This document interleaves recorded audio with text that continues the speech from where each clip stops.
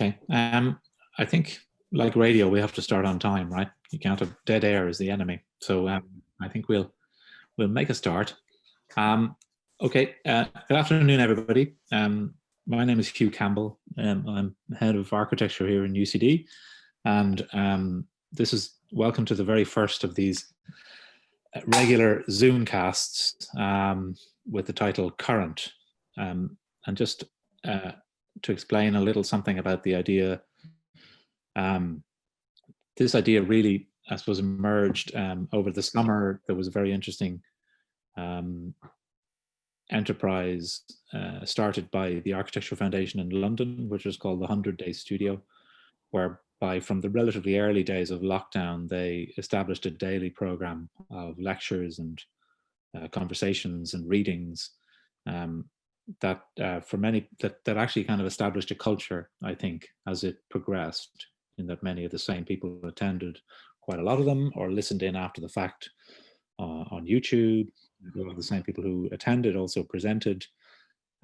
So it became a sort of shared culture, and I began to think of it more like something like a community radio, in the sense of it was a thing that people could tune into to feel part of something at a time when being connected to each other was necessarily difficult. So it occurred to us, I guess, that this was something that really could be very useful. In the first instance, it started with UCD, but very quickly it became a thought that across the architecture programs in Ireland, it would be very nice to have something equivalent, a communication channel, a shared resource, a space, albeit virtual, where we could gather and share ideas and projects, enthusiasms, whatever it was really that we wanted. And that one of the great advantages of Zoom was that it was, and equivalent platforms, is that they made it actually very easy for people to participate. It's as easy as clicking a link, really, to be part of it. And really, for anybody who's joining us here, that's, in the first instance, all we're asking of you is that you click on the link and join us. And if you can't click on the link when we're live, you can click on the YouTube channel afterwards and join us after the fact. And also that maybe that you think about, if you do have an interest in presenting something, showing something, talking about something, getting involved in any way, then please do. So I just wanted to very quickly, before we dive in, the idea then of Current, the Zoomcast, I invented the word. I mean, I'm sure people are using it, the word Zoomcast, so that's what we're calling it. It's a Zoomcast. That's a thing. But we're not using the webinar format. We're using the meeting format because we wanted to keep it a little bit more, let's say, participatory and open, at least for now. Can I ask if in the midst of the flow of conversation and presentation, if people have questions or comments or anything they want to add, just please put something into the chat, either saying, "Can you come to me? I have a question," or just briefly noting a question or a comment, and we'll try to pull those into the conversation. We're going to be on air till about 2 o'clock. We have two items today. The first one is an overview of the Belfield 50 commemoration and a number of the projects involved in that. And then in the first of what we hope will become a regular series called, under the general heading of Something Old, Something New, we want to go to various people to ask about their favorite books or places or buildings. And today we're going to be talking to Mark Price, who's with us here now, about a couple of his favorite books. Something old, in other words, something long-standing that's long been a favorite, and then maybe something more recent, something new. So we'll get to that. But I just wanted very briefly to give you an overview of, I'm actually in Ritchie at the moment, and for those who are missing the place, I'm just going to poke my computer out the window so that you can have a look at the quadrangle in splendid autumn sunshine. So what's happening out here at the moment is, as those of you who are out here will know, is we have the studios operating. I mean, this is in the context of the university largely teaching online, but we have it set up so that I think, like most of the architecture schools, students have access to the studios around about 50% of the usual capacity. And in the studios, I know that the first year students are at the moment working on projects that are very much focused on that space you just saw, the quadrangle, enrich you, and actually just looking at the spaces of the school and thinking about how they might be reconfigured or rethought in relation to COVID. In second year, Steph, I know you guys are out in Ranelagh and Rathmines, I think, and you're working on a housing project, just in the early stages of that. Yeah. Third year, I think are out. Tiago, actually, do you want to say something about third year? Sorry to put you on the spot, but just be worth having 30 seconds on what third year is up to. Yes, we're also in Rathmines, specifically the Rathmines Road, and have already done an introductory project for 2 weeks. Now we're going back to look at it more carefully, to survey, analyze, and then there will be a singular project set for the remainder of the term in 2 weeks' time. And then year 4, you guys are working in Boyle, am I right? On again, a housing project, a small scale housing project. This is a comprehensive design studio. So the idea is to bring a project from, early stage to quite a sort of detailed stage of completion. And then year 5, I think, are in the early stages of developing thesis. Orla, I don't know if you want to say something for 20 seconds. I see you there. I'm putting you on the spot. I don't mean to. Yeah, you we're in the first component, which is about formation of a thesis. What is a thesis? Students are working blended both online through different workshops and different formats, and then in the studio. And I just say, having taught face to face last Friday, it's just so nice to be back in Richview, meeting students in the flesh. But we're using both quite well, I think, at the moment. So hopefully we can kind of hold with that blended format as the students develop their thesis into thesis testing, which they'll start in a week or 2. Thanks, Orla. And at the same time, the students are obviously also taking lectures, a lot of which are happening online. There's seminars that are happening online, and dissertation supervision or major research essay, which we're also working on. So it's a busy time, but the idea is that this hour in the day can become a sort of regular place where people can tune in and come together.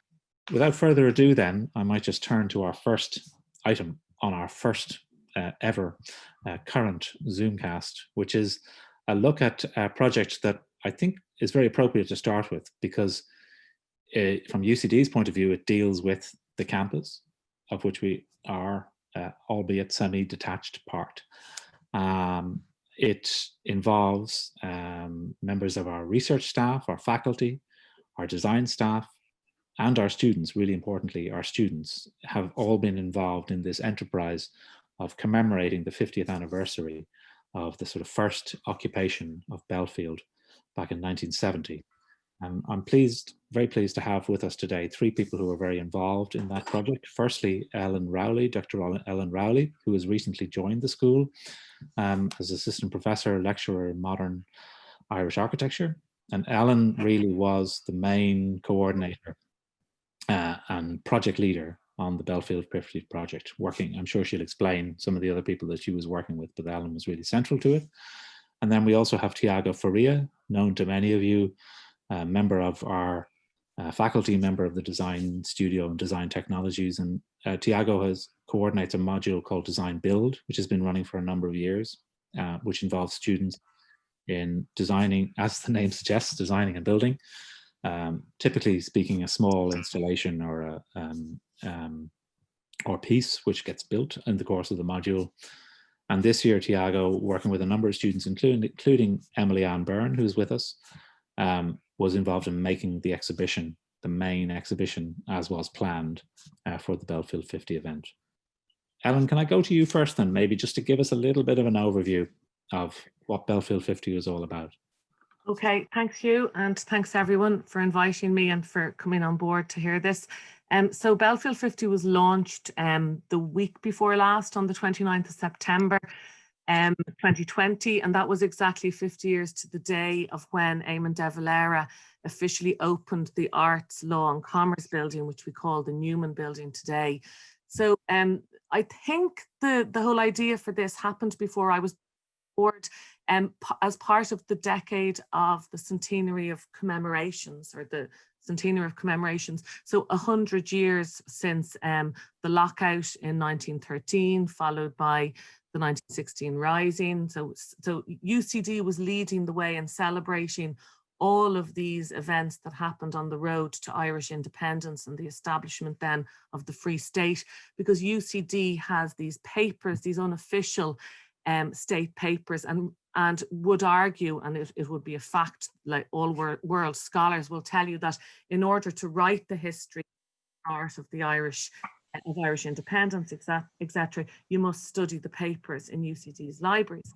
So UCD was really leading the way, and in the process of discussing what would happen in 2022, in 2016, in 2013, they began to realize, this committee began to realize, well, actually in the middle of in 2020, UCD gets to celebrate its own jubilee of occupation at Bellfield, and maybe we should pause and think about that. And I suppose the next job then was wrestling that history off the historians, maybe off the geographers, of the archaeologists, of agriculture, all the different disciplines who had stakes in this, and saying, actually, this is primarily a spatial and architectural history, and it's a cultural history that we can tell through architecture. So I was commissioned late 2018 and began in earnest in 2019 as the curator of this. And I understood it to be a challenge for us all, the wider UCD community, to think about and to pay attention to our built environment and its origins, how it came about, really strongly, so as to think about the legacy of so many of these buildings and the planning of the campus, to use that term, going forward. But I suppose as a historian of maybe the mid-century, mid-20th century, I was alarmed at how some buildings were being adapted in UCD from this earliest period, the late 1960s and into the early 70s, and how they'd been adapted with the kind of thought of, well, we have to cover up the concrete, we have to improve these buildings because they're not fit for purpose. And so I really took this committee curator as I suppose, as an architectural preservation story on the one hand, and that we needed to look at these original sites to investigate them through through photograph and drawing, but also through archive, and then also through kind of a public history, oral history project. So that was my interpretation, if you like. Do you want to show some images, Ellen? Yeah. So I think that probably would be the best way to describe. There you are. So yeah, okay. So while this project, Belfield 50, I should say first and foremost, has been run by the UCD Research Office, as the wider decade of commemorations is. And in this instance, Belfield 50 has been run by University Relations. So that's the communications, and Aileen O'Brien, Director of Communications. And then they very kind of generously opened it up to architecture. And if you like, in many ways, architecture has kind of taken it over. But I wanted to work strongly with alumni and to kind of realize that, the stakeholders involved in this are many and wide. It's all of us. And so the idea here is using buildings as a means to tell stories.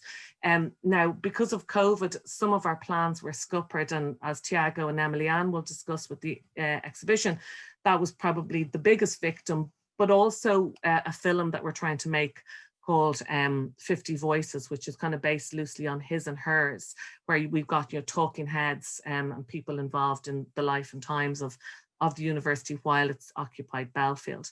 But I suppose as an architectural historian and as a teacher, educator, I immediately, upon getting this gig, turned to architecture and asked if I could teach a fourth year, so on the MArch, if I could teach a research and innovation module. And so over the course of 2 semesters, I worked with 2 groups of 8 students who were just extraordinary. And these are some of the drawings of those students. And I've chosen Jenny Maguire's work because so each of them, really tackled a site on the campus. And it was remarkable that, there was no history, really. There was little bits. Are you trying to flip through drawings, Ellen? We're not seeing them. Yeah, so it was a mixture, Hugh, of you know, weekly meetings, long meetings, because I don't take my time. I'm not a brief person, as everybody knows. But we had long times together, walking, tramping the ground, you know, in and out of buildings, drawing, photographing. Because they can draw, I'm always amazed at the way architects can draw. So I asked them to draw, and I bought everybody a notebook, and I said, please fill that notebook and give it back to me. You know, I've got some of them back, but we just drew. They just drew, and I talked, and we read, and we read about the 1960s, and we read some interesting stuff about the 70s. So Jenny looked at, she was trying to figure out the lines through the site, and she was looking at the walkways, and then she was looking really at the water towers. I mean, they're two very different things, but she was really interested in the horizontality of the whole thing, and then suddenly this vertical thing. So through the whole of 2019, was as a group, we did this significant site investigation. It was a kind of a retrieval of a hidden in plain sight archaeology. It's right there in front of us, and we were trying to expose it layer by layer. So we had this experience, and these are Jenny's drawings. She moved then from the walkways to the water tower and began to make these speculative drawings of the water tower. And because of course, in all of this, it was very difficult to get the original drawings. That many of us find it's a problem with this period, because, as I say over and over again, these buildings aren't old enough to be considered historically significant, and yet they're too old to work as industrial or educational spaces in the 21st century. Cladded, they need to be insulated, they need to be all these things, which means all this original fabric has been lost. In the middle of that, as Shane O'Toole and other people who are on this meeting can attest, a lot of the practices skipped their drawings. You know, they threw this stuff in the skip. So we couldn't get drawings, for instance, of the original drawings of the science building. We could get the recent survey drawings done by RKD when they were making the O'Brien Centre. So, but we were going back a step further. So you know, it's a process. So in this case, we wanted to know, Jenny wanted to know what a section would be like. So she made this before we managed to get into the Weihert Archive, which is the architectural practice who made this. And then you know, they were, because I'm very interested in literature, relationship of thinking and the imagination and architecture, you know, I very much encourage, you know, photographic explorations. And many of the photographs taken by the students, namely those by Dominic Daly, were used in the book. So just moving on. So one of the big approaches and tools of Belfield 50 was to make it a learning thing, a pedagogical thing. So there is all this research to be done. Well, let's do the research with the students.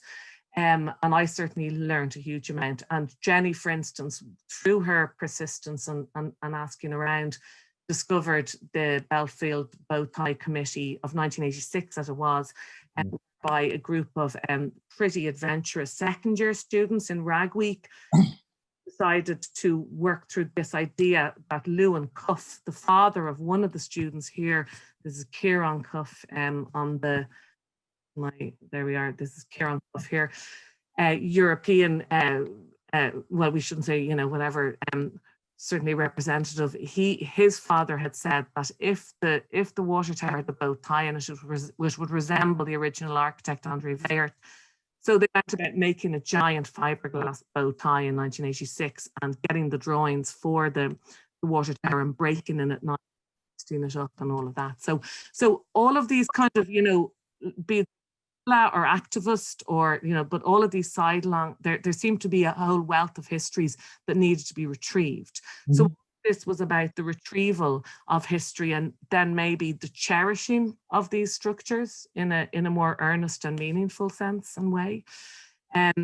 So while we had site investigation and a little bit, if we were lucky, of oral history, then we also had to investigate the paper record, which was, you know, it was quite sizable if we knew where to go. So we discovered 11 boxes kind of hidden away in the library, which tell the story of the library build, and lots of other archives that were maybe, you know, not as built. Competition then. So this is, for instance, the assessor's report for the competition, which gives you, you know, the ultimate record of the competition, which made the campus in 1963 to 64. I was very mindful then, having seen what Jenny came up with about the bow tie committee, that, you know, we really needed to harness the energy of the community who were educated in Belfield. So we had first of 2 reminiscence events in line with the UCD Festival last year, 2019, and then this Remembering Bellfield Architectural Day, which the students ran with me and with folklore actually in UCD, which is really important kind of discipline in UCD that really is idiosyncratic to UCD. So we invited, in this instance, Frank McGuinness, the playwright, to come and speak about his memories of Bellfield. And we invited Shane O'Toole, who like with the Bow Tie Committee, told us about this activist bus shelter that he and other students made in 1978. Amazing stories, and he had the photographs, also interventions that he made in the 1970s in the New Newman. We invited the original librarian, Sean Phillips, and then we invited the first science graduates, Sister Anne, Sarah Ann Kane and David Fenton. So the architecture managed this event. They managed the event with me, and so, you know, I would say as a historian of architecture, oral history is a huge role to play, and we often discount it in regular history as a legitimate method and approach, but I would say it's the first place you go when you're trying to retrieve the memory and story of a building. You go to the protagonists, those who used it, those who made it, and, you know, you begin to stitch things together. So oral history is a hugely important discipline, or rather method, for us within architecture and architectural history. The next thing, then we were thinking about what we wanted to do, and of course we wanted to make a book. So I have the book here, and this is my COVID trauma, trying to make this book, Making Bellfield, with my colleague Fionnuala Kane, and it's a really fine thing. I think if you buy it as an alumni, you get it for like €15 cheaper at the moment, so it's 25 quid via UCD Press at the moment, and it's shocking. It's beautiful. So the message is wait till you graduate to buy it. Say again? The message is wait till you graduate to buy it. Yeah, oh, actually, of course, because there's loads of non-alumni watching this. Yeah. I wonder if that's students too. It's a student price as well. I'm just thinking. Yeah, it should be really for anybody. It should be cheaper for students. Anyway. So, yeah, you know, thanks. So the book. On the question of oral history, because it's very interesting, you were saying at the end there, the protagonist are the people to go to in the first place. I mean, it seems to me that in asking people to, say, like Frank McGuinness, just to reflect on, you know, Bellfield, and not in a way that they might not usually do. They're thinking about their surroundings rather than their subject, let's say, you know, which is what academics typically spend their time thinking about. I mean, did you think that people changed do you think it changed people's minds about what they felt about Bellfield, or made them think about it maybe in a different way, or in a more conscious way? Yeah, I suppose, you know, probably it did, because we were asking, and the whole time we're asking for people to stop, pause and pay attention to, you know, overly familiar frameworks, overly familiar infrastructure that you just walk by, walk under, walk into, and you're just there, you know. So this is I mean, we're very mindful and aware of our surrounds in Richview, but that's not the case in the most of Bellfield. And because it's a campus, as you and I have discussed, and everyone really knows this, that's made for walking and moving and connectivity, you know, and it's this business of being on the ground and walking and crossing paths, you know, you don't pause and reflect. So, you know, possibly, but I didn't ask people, you know, if I was changing their mind. But I did ask people to stop and pay attention, and I did reveal in some instances that I was doing this as a call to arms in calling attention to that. Look at what we have here, and let's mind it. You know, there's all this tropical wood, and, you know, let's polish wood, you know. It's probably not without outside the bounds of this to say that at the time that your research work was going on, the Newman building, for instance, was being, I guess, necessarily renovated or repurposed a little bit in stages. And I know that people would have had concerns, let's say, about how that was being, Yes. just in terms of the qualities that were being lost in that process. Yes, and you know, we didn't want to make people defensive either, because you know, when you're trying to shift maybe perception, a community's perception, what you're doing is ultimately is changing the value of something. So you have to do that very, very carefully, and you have to first rationalize, maybe intellectually, let us stand back and defamiliarize and pay attention in that kind of strategic patience way. Look, stand back and look and think. And so that's what all of this is doing, actually, and it's a slow thing.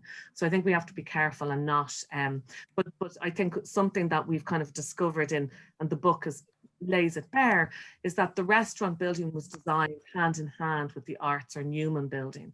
And the restaurant building was designed for so many thousand meals per day. And that was where, you know, that was a place of public resort, if you like, on the campus. And the Newman building was defiantly a place of teaching and movement, but teaching. And it wasn't a place of leisure, eating, hanging around. You went to the restaurant for that. So when that functionality of the canteen element of the restaurant begins to dissipate and go, then there's more pressure being put on the Newman. And so then the Newman users who are in charge of what's going to happen are really interested to think, oh, right, so the Newman was never intended to be, you know, this overwrought, multifunctional place, which is today, and why it's kind of failing in so many ways, you know. So it's an anthropology of architecture in that sense. It's our behaviors and our occupations, and it's changing and shifting uses and Can I go on to the exhibition then, maybe, and bring Emily Ann in at this point, would we? Or do you just want to set that up, Ellen? So well, I'm just set up quickly. So we wanted to do a book, we wanted to make a film, we wanted to make a timeline that could be moved around the campus, but we knew we wanted a container for all of this in the basement of the restaurant. So we were delighted to get Robin Walker's building in the basement, and to get a room that was fairly untouched, you know, in terms of the original intent. So we went, we were making the film. So here's a shot of me making the film with Sukha, interviewing the great Dean of Architecture here in July 2020. And that film will be made available. I think Steph is putting the link up to it. It's called Shaping Bellfield, 10 minutes long, and it tells this story. But then we wanted to make this exhibition. Emily Ann will speak about this exhibition commission, because we turned to the design build module to help us install how would we contain and show the film, how would we show the timeline. We wanted to do a tabletop timeline in the style of the Byrne exhibition that we'd seen earlier that year in 2018. None of this has been able to happen, and what is happening instead, and just to give a little shout out, is our MArch student Aisling Mulligan, whose name I spell wrong there, excuse me. She's an amazing graphic designer. She has designed an exhibition that runs around on the glass of the basement of the restaurant building. So it's a COVID-proof installation that everybody can go to, and you know, it's a complete compromise. There's no two ways about it, but at least the hand of design is there, and the integrity of that is there.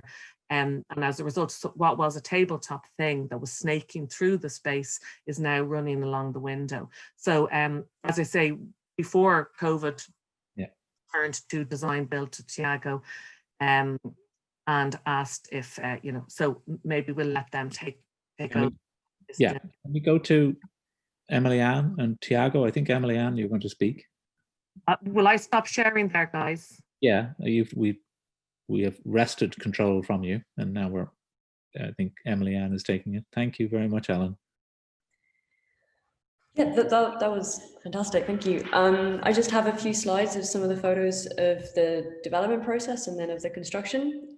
So I will try and share my screen. Yep, so I am only one of about 30 students that was involved in the design build module. It was a combination of fourth year architecture students and engineering students, and we were working with Tiago and Ellen and Mary throughout the process. So I'll just quickly go through. First steps was to go and survey the fantastic spaces. Ellen was saying it's Robin Walker designed it, and it has a stunning double height space towards the side, looking out onto the lawn and the trees beyond with the grid of glass. And we really wanted to make use of that because in the brief, as she was saying, we were covering, they wanted the tabletop exhibition, the audio and film boxes, and then also a large screen to hang portraits of significant alumni and people who'd been involved in the project. So the first steps of the module, everyone came up with their own ideas in groups of 3 or 4. We had about 13 proposals.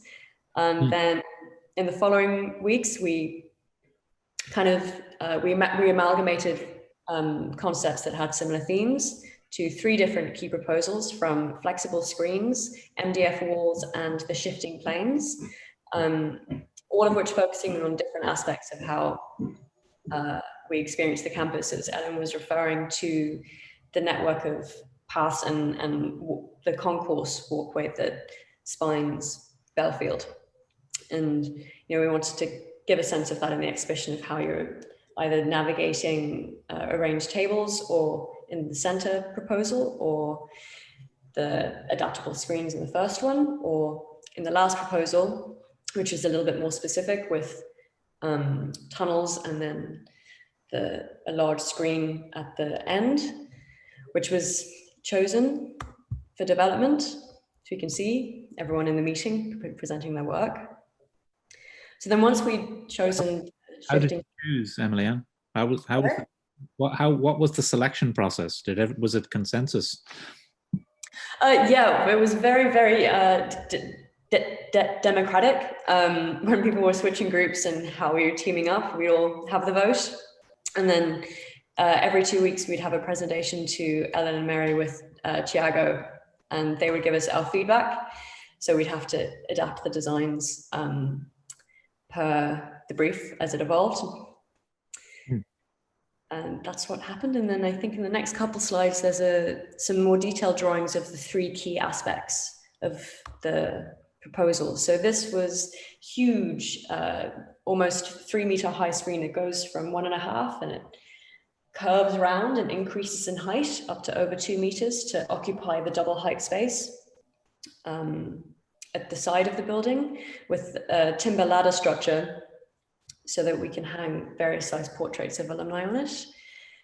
And then we have on the left the larger film box, and then on the right an interactive memory wall. So our intention was that as you circle around the exhibition, just as you're leaving, there would be a chalkboard where visitors and alumni could write their favorite memories of UCD. So we'd get something back from it, and we could take those boards off, and then they could be presented somewhere else in the school, to keep for posterity.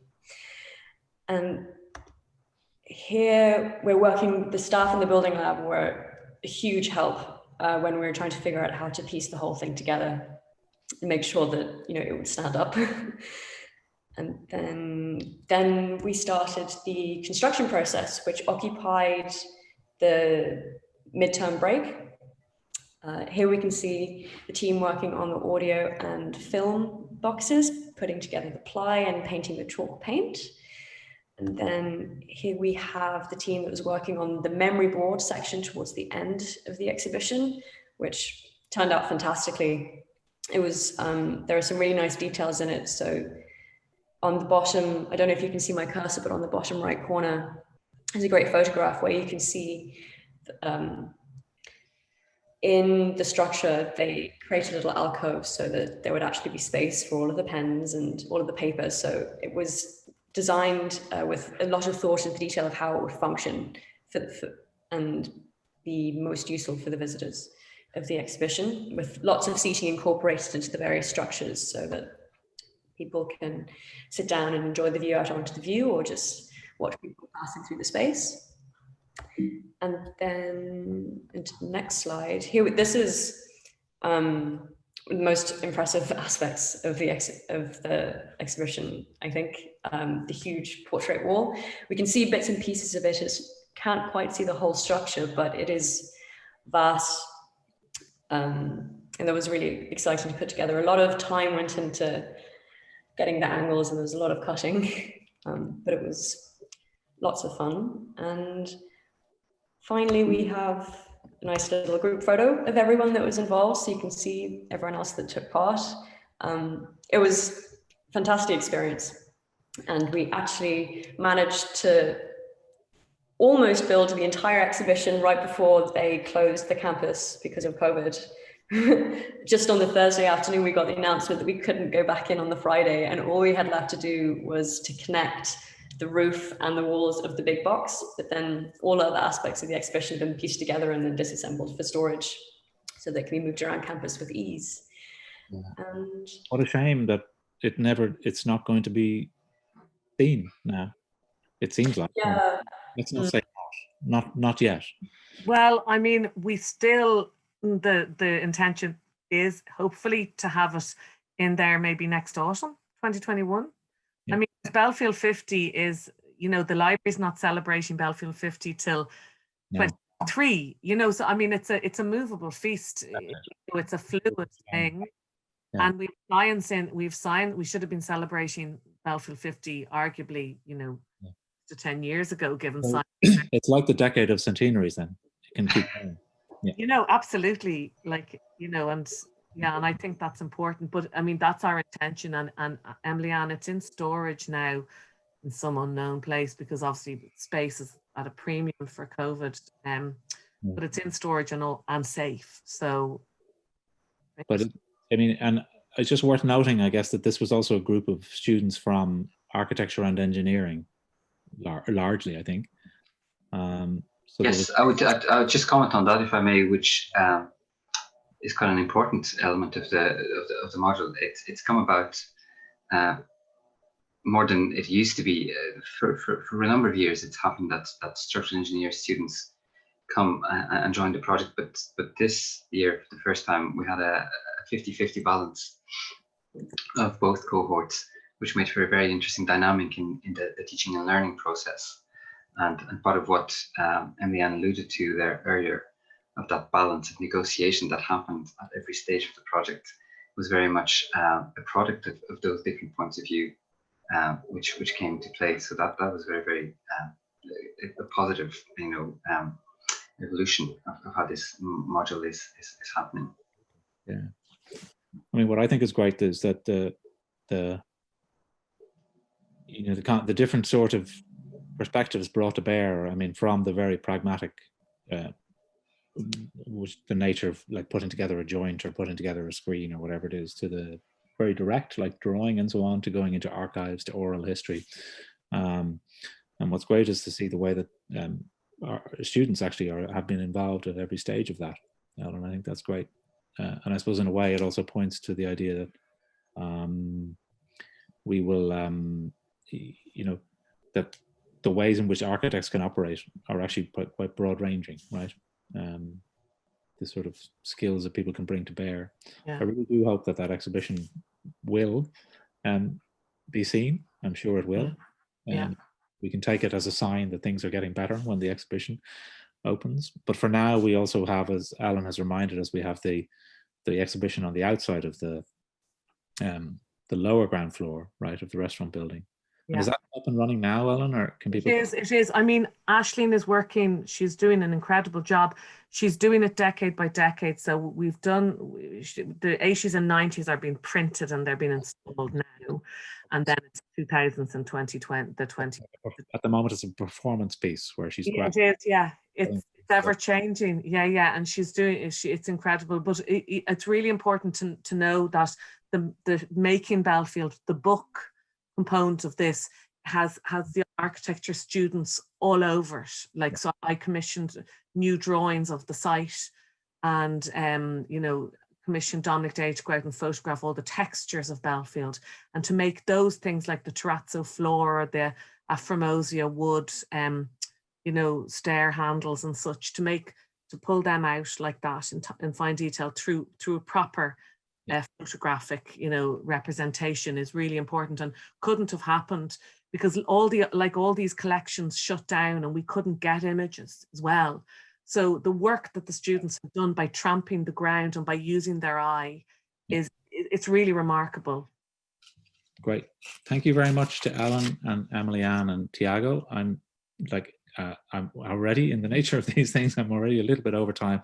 I know Mark Price is waiting in the wings, anxiously wanting to talk about a favorite book.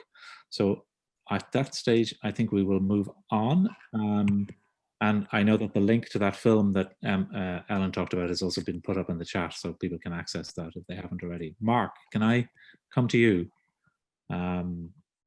without drawing breath? And the idea then of this next section, for about, we probably have about 20 minutes if people will indulge us a little bit, a tiny bit over time. Mark, I came to you with an invitation, or we came to you with an invitation to talk about a favorite book or two. The idea was that there would be one that was a sort of long-standing favorite and maybe one that more recent discovery. And you actually didn't take long at all to say yes, you would do it, and indeed to choose the books. So do you want to talk to us about your first choice, something old?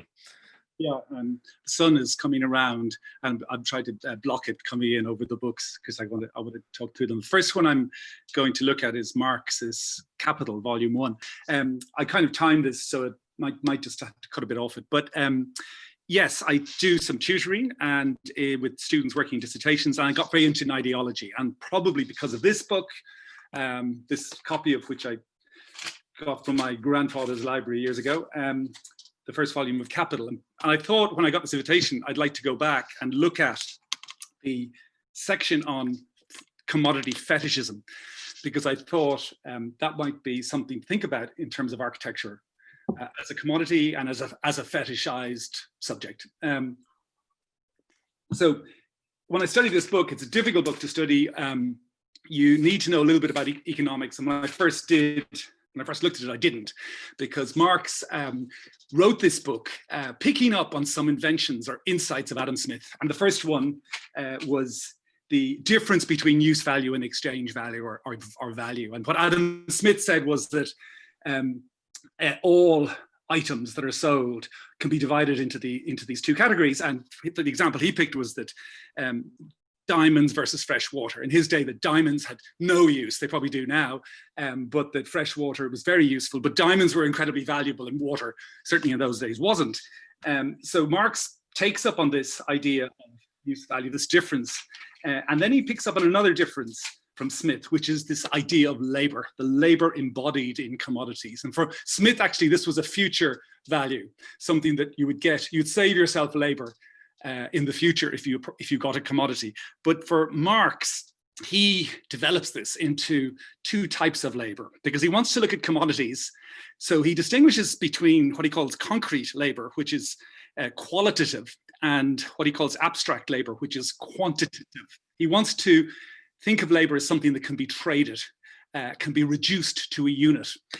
He goes on, I'm going to come to the section in a second and in a bit more detail, but he goes on then to look at how the commodities have different relative and equivalent forms.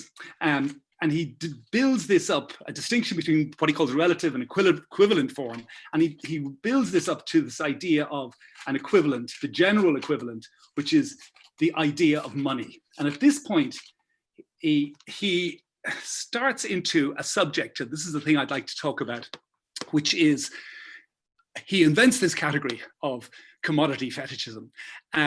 And he introduces it here. He takes it, by the way, fetishism means, in his work, it's an anthropological term, an early form of magical qualities given to objects by in a religious context, okay?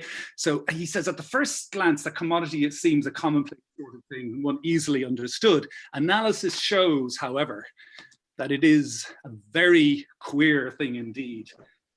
Presumably if the book was translated today, they probably wouldn't use exactly that word, full of metaphysical subtleties and theological whimsies. Insofar as it is a use value, there's nothing mysterious about it. So he says, for example, the form of wood is altered when we make a table of it. Nonetheless, the table is still wood, an ordinary palpable thing. But as soon as it presents itself as a commodity, it is transformed into a thing which is transcendental as well as palpable. It stands with its feet solidly planted on the floor, but at the same time, over and against all other commodities, it stands on its head. And in that wooden head, it forms crotchets far stranger than table turning ever was. Crotchets meaning mad ideas. So he then presents this question. And don't worry, guys, I'm not going to be taking you through the entire volume, but I want to focus in on this particular couple of paragraphs, because here he sets out his theory of the fetishized commodity. He begins by saying, why then does the labor product become enigmatic as soon as it assumes the commodity form? The cause must obviously lie in the form itself. This is the difficult sentence. The essential likeness of the kinds of human labor is concreted in the form of the identical reality of value of the products of labor. Another translation, an easier or an alternative one to try and help me understand it, was the equality of all sorts of human labor is expressed objectively by their products all being equally values. So this is the idea of abstract labor that can be reduced to a unit, a quantitative unit, which is different from pre-capitalist production, in which labor was qualitative. So that's the first part of his syllogism, if you like, the identical essential likeness of the kinds of human labor being concreted. Second part is the measurement of the expenditure of human labor power in terms of its duration takes on the form of the magnitude of the value of the labor product. And this is his big move here. And finally, the mutual relations between the producers, in which the social character of their labor affirms itself, assume the form of a social relation between the labor products. Thus, the mystery of the commodity form is simply this, that it mirrors for men the social character of their own labor, mirrors it as an objective character attaching to the labor products themselves, mirrors it as a social natural property of this thing, of these things. What fetishism is the misrecognition of what in fact is a relation between things as a property of one of those things, okay? So consequently, the social relation of the producers to the sum total of their own labor presents itself to them as a social relation, not between themselves, but between the products of their labor. Thanks to this transference of qualities, the labor products become commodities, transcendental or social things, which are at the same time perceptible by our senses. And he goes on, I'll jump to the end of this paragraph here. He goes, on the other hand, the commodity form and the value relation between the labor products, which finds expression in the commodity form, have nothing whatsoever to do with the physical properties of the commodities or with the material relations that arise out of these physical properties. We are concerned only with the definite social relation between human beings, which in their eyes has here assumed the semblance of a relation between things. To find an analogy, we must enter the nebulous world of religion. So Marx returns here to his original theoretical subject, which was ideology. He began in the 1840s in a book with Engels called The German Ideology, to say that the ideas of the ruling class in every epoch are the ruling ideas, that the class which has control over the means of material production has at the same time control over the means of mental production. And this is his idea of ideology. This is the basis of it. And I pick as my second text this, I hope I can share it with you, this book by Slavoj Žižek. And I don't have the book with me, it's out of the library at the moment. I should note that Žižek is, I'm picking this because Žižek develops an idea of ideology based on fetishism, which I'll describe to you now in 5 minutes. I should note that Žižek is a Marxist who's strongly disliked by Marxists. Liberals hate him because he's a Marxist, and Marxists hate him because he is a Freudian. And the reason why that's a problem for Marxists, for classical Marxists, I mean Marxists in that tradition from Engels through Lukács and Althusser and so on, is that for them, it is an absolute given that the determinant of history is material in the sense of struggle between classes. And by introducing Freud, Žižek introduces the subconscious. And by doing that, he commits a kind of a heresy.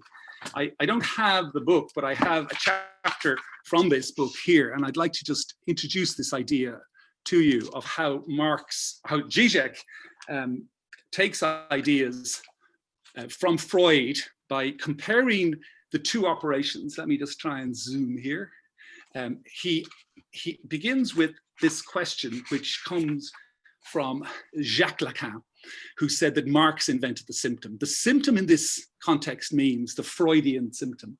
That means that thing which has been repressed in the unconscious and which returns in some behavior that the patient hasn't got control of. Freud would talk about hysteria and so on. Marx, what Zizek wants to do is make a comparison between the Freud's interpretation of dreams and Marx's interpretation of commodities. In each case, to see how, on the one hand, Freud discovers how meaning is expressed and contained in dreams, and how in Marx's case, how value is expressed and contained in commodities. And the idea, which I really love, which I'll be quick now, in 3 minutes, I'll be quick at getting this idea across to you, hopefully.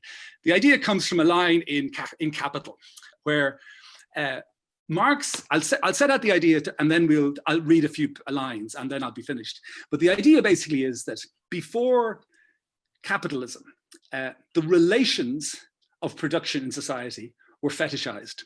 The relations of domination were fetishized. In capitalism, these relations stop being fetishized. And what happens is that the products of labor, the commodities, become fetishized. So this is what he means by Marx inventing the symptom, obviously before Freud. And he begins with this idea from Marx that such expressions of relations, he's now talking about medieval or pre-capitalist relations of production.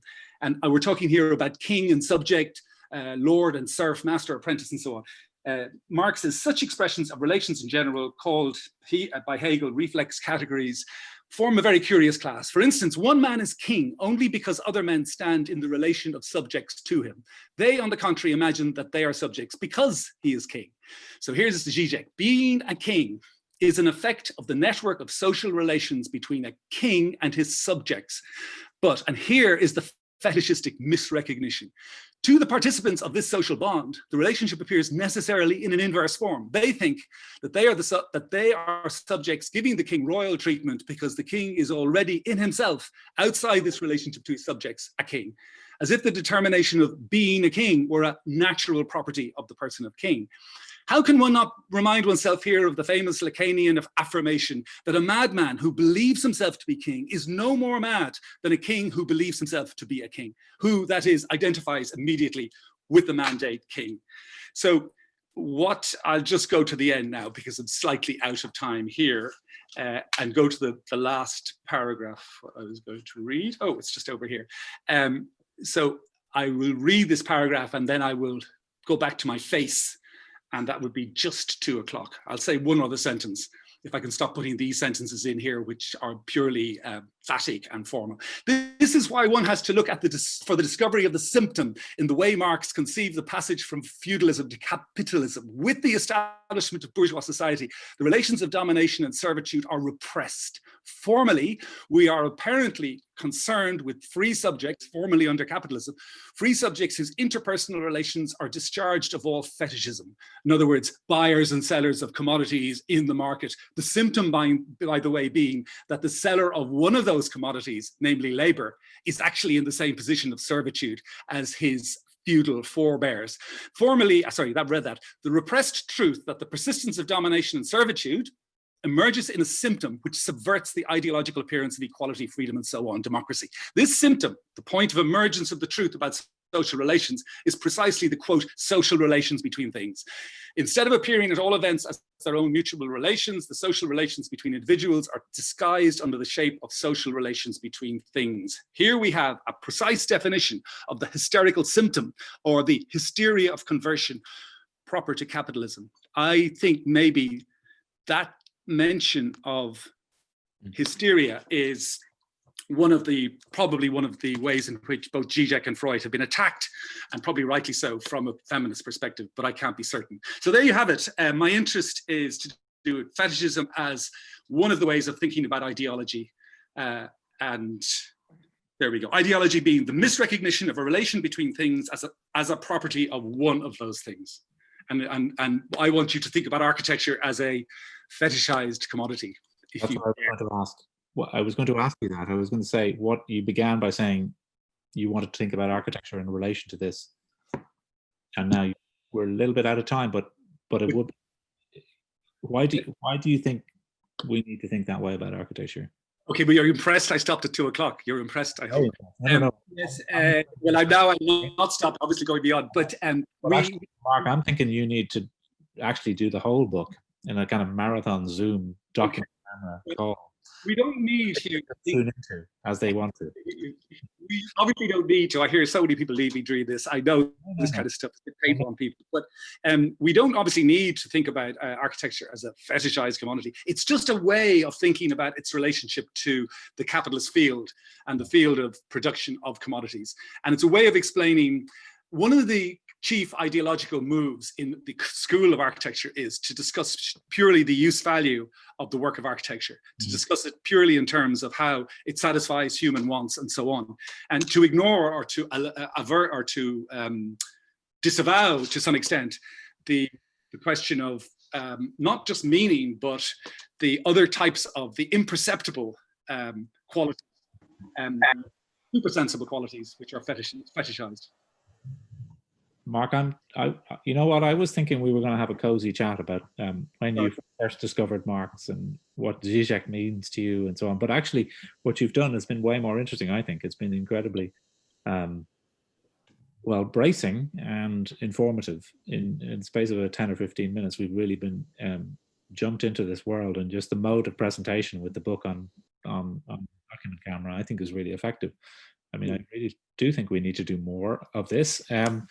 What I would think, the other question I have in my mind is actually the intersection now of these kinds of ideas with new, well, concepts. I mean, like for a lot of people, capitalism and climate change are completely intertwined, you know, and so one wonders what the critique that Marx has does with climate change, or how it might be applied. For instance, I'm thinking of, there may be others.